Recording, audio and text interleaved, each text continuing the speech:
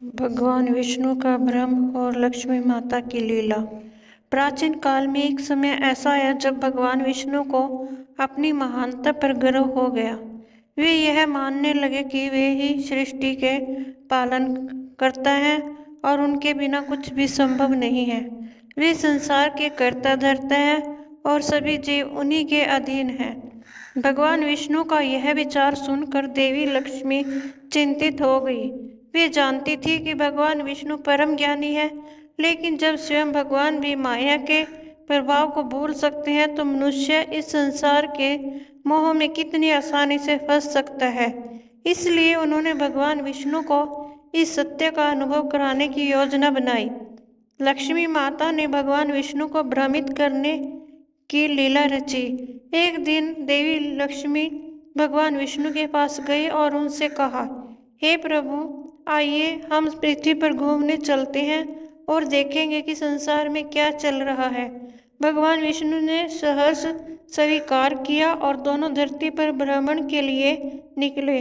घूमते घूमते वे एक सुंदर वन में पहुंचे। उस वन के मध्य में एक निर्मल जल से भरी हुई एक झील थी, जिसका पानी इतना स्वच्छ था कि उसमें अपनी परछाई तक साफ दिखाई दे रही थी। लक्ष्मी माता ने भगवान विष्णु से कहा, प्रभु, यह झील बहुत सुंदर है। इसका जल अत्यंत शीतल और पवित्र है। आप इसमें स्नान करें, इससे मन को भी शांति मिलेगी। भगवान विष्णु ने उनकी बात मानकर झील में प्रवेश किया। जैसे ही उन्होंने जल में डुबकी लगाई, एक अद्भुत घटना घटी। वे तुरंत ही एक छोटे नवजात शिशु के रूप में परिवर्तित हो गए। उन्होंने अपना वास्तविक स्वरूप, अपनी शक्तियाँ और अपना अस्तित्व सब कुछ भूल गए। राजा और रानी ने नवजात शिशु को गोद लिया। उस समय राज्य के राजा और रानी संतानहीन थे और वे उसी वन में भ्रमण कर रहे थे। जैसे ही उन्होंने झील के पास एक सुंदर बालक को देखा, वे अचंभित हो गए। उन्हें ऐसा लगा जैसे यह बालक स्वयं भगवान का वरदान हो।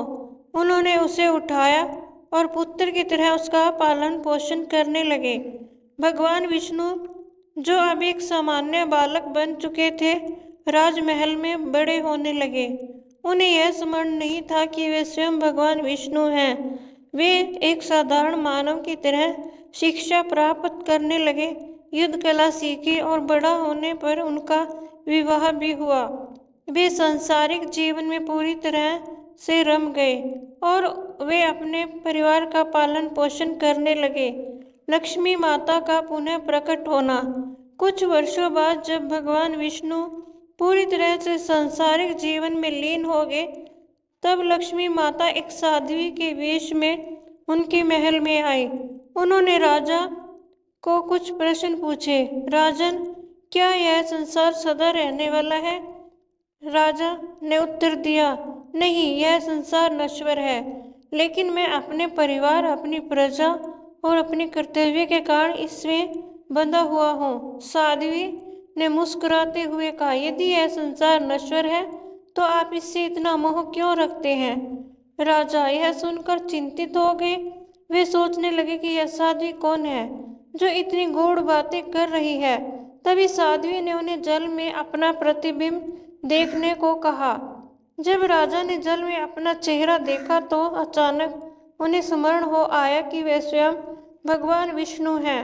वे अपने वास्तविक स्वरूप को भूलकर वर्षों से मनुष्य जीवन जी रहे थे। यह देखते ही उन्हें गहरा आश्चर्य हुआ और उनकी सारी दिव्य स्मृतियां लौट आई। भगवान विष्णु का भ्रम दूर हुआ। भगवान विष्णु तुरंत साध्वी के चरणों में गिर पड़े और कहा, हे देवी, आपने मेरी आंखें खोल दी।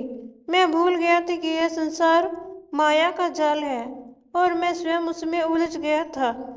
लक्ष्मी माता ने अपने वास्तविक स्वरूप में प्रकट होकर कहा, प्रभु, यह लीला मैंने केवल इसलिए की थी ताकि आप स्वयं अनुभव कर सके कि जब आप ही माया के प्रभाव में आ सकते हैं तो मनुष्य इस संसार में कितनी सरलता से फंस सकता है। भगवान विष्णु ने मुस्कुराकर कहा, हे देवी, आपने सत्य कहा। अब मैं समझ गया कि माया कितनी प्रबल होती है।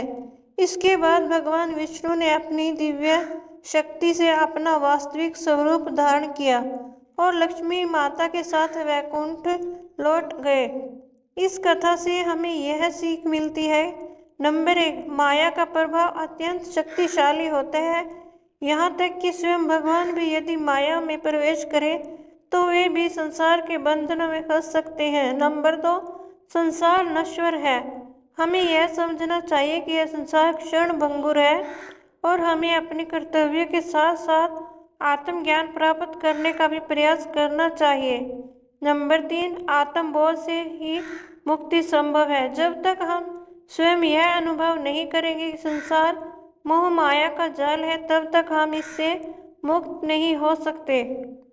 यह कथा हमें यह सिखाती है कि संसार में रहकर भी हमें स्वयं को माया से मुक्त रखना चाहिए और आत्मज्ञान प्राप्त करने का प्रयास करना चाहिए। दोस्तों, मेरी यह वीडियो देखने के लिए आपका बहुत बहुत धन्यवाद। जय श्री लक्ष्मी नारायण जी। जय।